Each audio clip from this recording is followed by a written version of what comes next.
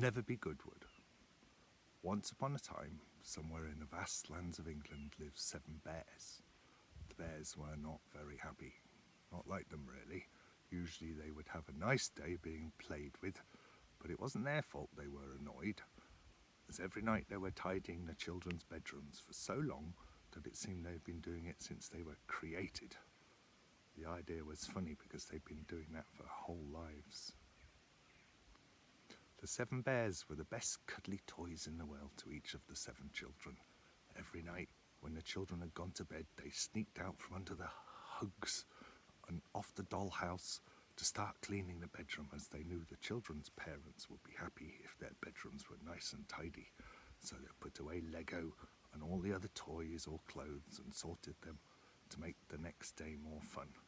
After they were done, they snuggled back into the bed and had the bestest of dreams. However, the goblins that lived in the messy house next door were always up to no good.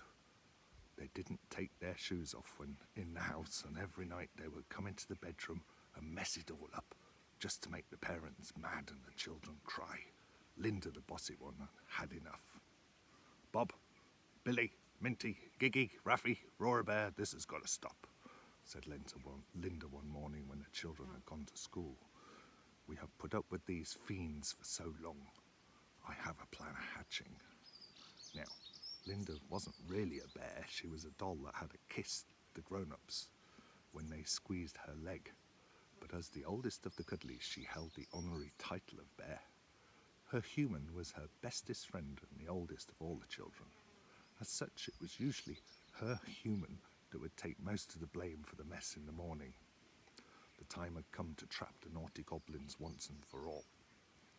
While cleaning the bedroom, Linda explained her plan that she had worked out with the 100 fairies who lived in the trees next to the bedroom to all of the bears, her genius strategy of how to get rid of the goblins from the house.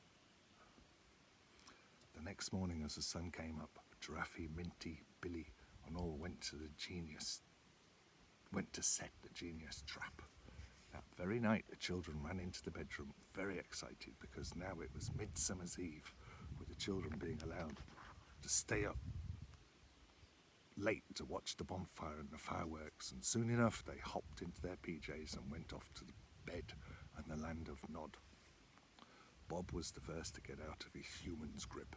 Bob was a black bear that talked so much his tongue was stuck out permanently.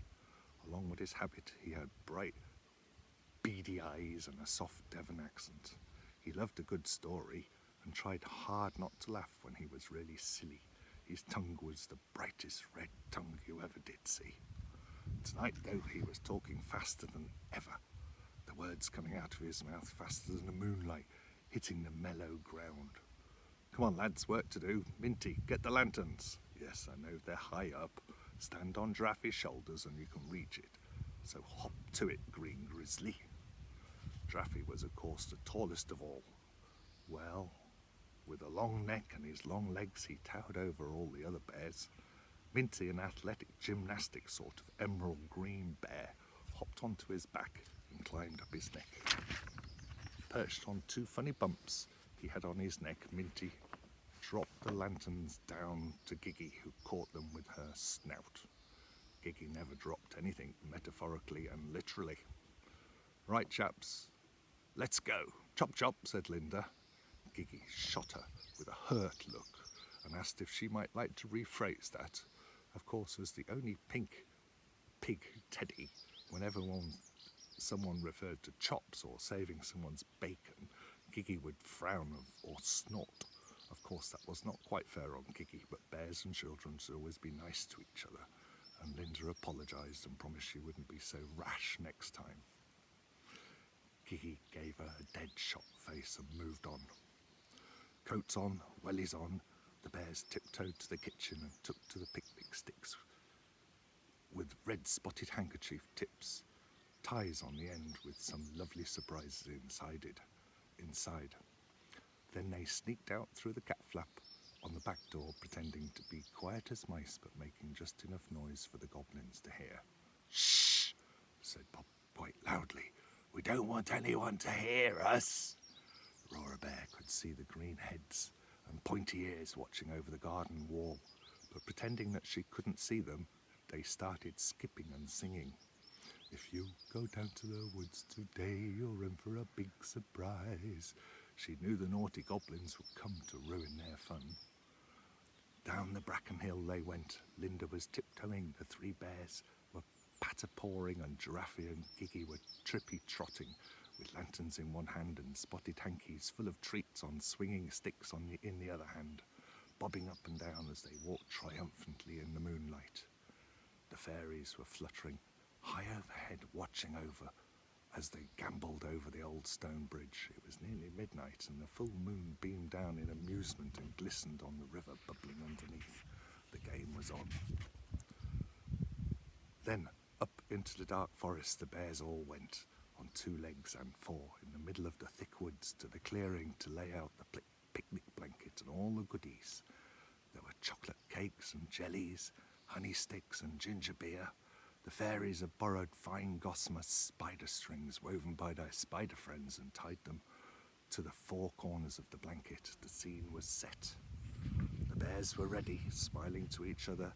They gambolled into the woods to play hide and seek. This is the bears' favourite game. On the silver moonlight of the midsummer sky, with stars winking and glistening in the heavens of the still night. The naughty goblins watched from behind the gnarled old trees, their mouths dribbling with anticipation of the mischief ahead. As the bears trampled away from the picnic, they looked greedily at each other and then tiptoed on their bandy legs towards the feast before them. It was irresistible. Free yummies and mischief was like honey to the bees. Thank you. Romping into the clearing, they bounded onto the blanket. They mushed their faces into the chocolate cakes. They popped the corks on the homemade ginger beer bottles and sprayed each other ribly, cackling with delight. They bit all the heads off the jelly babies, then wrenched off the legs and threw the honey sticks at each other. Oh, the joy! The blanket was strewn with goblins, giddy with laughter and chocolate. A trumpet was sounded by the fairy queen, and with a flutter of 100 wings, up went the blanket. Up, up, up! The corners gathered in, and the goblins squealed with surprise. The remains of the cakes and the goblins all jumbled together, squishing into their ears and faces. What was happening? Up to the top of the tallest tree in the wood, the fairies fluttered, tying the web to the highest branches, and the blanket hanging like a pouch underneath, with wriggling, writhing mass of goblins squawking and harumphing. Gotcha! Linda and the bears frolicked into the clearing. What a hullabaloo! Calling up to the goblins with her best authoritative voice, Linda cried out, "Listen to me, you naughty goblins! You are trapped.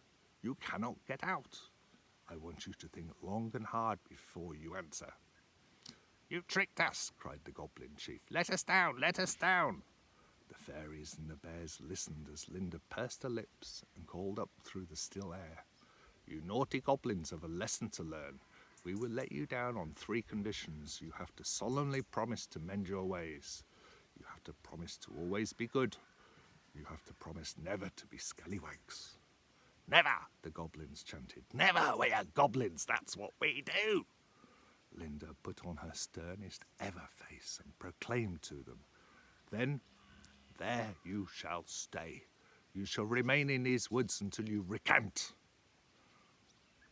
Once a year, on midsummer's evenings, you will have the opportunity to repent your misdeeds to me and pledge to be good. Only then will the magic webs dissolve. With that, the bears turned and trotted home with satisfied grins that they'd done a good night's work. So there you have it. Goblins will be goblins, and they are stubborn to the last. Every year, Linda and her gang travel to the woods to hear the plea of the goblins. Goblins, though, can never be good, and they're still there to this very day.